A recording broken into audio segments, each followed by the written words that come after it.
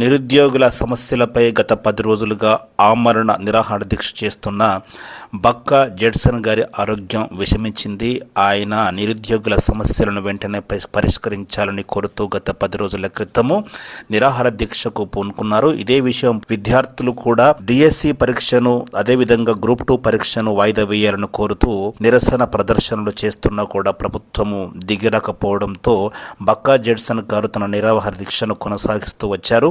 అయితే అతని ఆరోగ్యం క్షీణించడంతో ప్రస్తుతం అతన్ని మొదట అక్కడ దుర్గాబాయి దేశ్ముఖ్ ఆసుపత్రికి తరలించగా అక్కడ సరి అయిన వైద్య సదుపాయాలు లేవనే నెపంతో అతన్ని తిరిగి నిమ్స్ ఆసుపత్రికి తరలించాలంటూ అక్కడ అధికారులు చేసిన సూచన మేరకు నిమ్స్ ఆసుపత్రికి తీసుకువెళ్లారు. అక్కడ చికిత్స చేస్తున్నారు. అయితే గత 10 రోజులుగా చేస్తున్న నిరాహార దీక్ష వల్ల అతని ఆరోగ్యం విషమించిందని కూడా వైద్య వర్గాలు వెల్లడి చేస్తున్నాయి. అదేవిధంగా విద్యార్థులు కూడా తీవ్ర ఆందోళనకు గురి అవుతున్నారు. ఒక పక్క డిఎస్సి హాల్ టికెట్లు వెబ్సైట్లో ఉంచడం, మరోపక్క విద్యార్థులు ఢిల్లీకి వెళ్లి తమ నిరసన వ్యక్తం చేయడానికి ఒక గ్రూపు బయలుదేరి వెళ్లడం, మరోపక్క తమ న్యాయమైన డిమాండ్ల కోసం ఉద్యమిస్తున్న బక్కా జెడ్సన్ యొక్క ఆరోగ్యము విషమించడం అనేది విద్యార్థుల్లో అల్లోకల్లోలం సృష్టిస్తోంది. ఈ నేపథ్యంలో మేధావులు విజ్ఞులు అందరూ కూడా బక్కా జెడ్సన్ గారి ఆరోగ్యం కుదుటపడాలని కోరుకుంటున్నారు. అదేవిధంగా ఆయన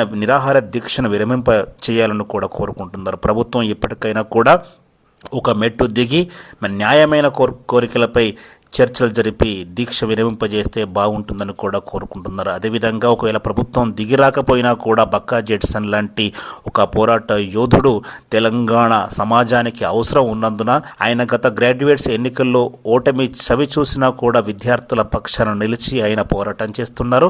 అదే గ్రాడ్యుయేట్స్ ఎలక్షన్లో గెలిచిన తీన్మార్ మల్లన లాంటి నాయకులు విద్యార్థులు సమస్యల సుడిగుండంలో ఉండగా ముఖం చాటేసి తిరుగుతున్న సందర్భం ఇది. ఈ నేపథ్యంలో విద్యార్థి లోకం పక్షాన పోరాటం చేస్తున్న బక్కా జెడ్సన్ గారి ఆరోగ్యం కుదుటపడాలని కూడా అందరూ కోరుకుంటున్నారు. అదేవిధంగా ఆయన దీక్ష విరమింప చేయడానికి ప్రభుత్వం కూడా ప్రయత్నం చేయాలని కూడా మేధావులు విజ్ఞులు విజ్ఞప్తి చేస్తున్నారు. మరోపక్క విద్యార్థులు కూడా బక్కా జెడ్సన్ గారు తమ నిర్ణయాన్ని పునఃపరిశీలన చేసుకొని భవిష్యత్తు పోరాటాల కోసం తన దీక్షను విరమింప చేయాలని కూడా విద్యార్థులంతా కూడా ముక్త కంఠంతో బక్కా జెడ్సన్ గారికి విజ్ఞాపనలు చేస్తున్నారు. ఏది ఏమైనా కూడా విద్యార్థులు ఒక రకమైన గందరగోళ పరిస్థితిలో ఉన్నారు. తాము కోరుకున్నట్లుగా డిఎస్సి పరీక్షలు వాయిదా వేయకుండా ప్రభుత్వం మొండి వైఖరితో ముందుకు వెళ్తుండడం పట్ల విద్యార్థుల్లో ఒక అయోమయ పరిస్థితి ఉంది. దీన్ని తెరదించేందుకు ప్రభుత్వం ఏదైనా ప్రయత్నాలు చేస్తేనే బాగుంటుంది.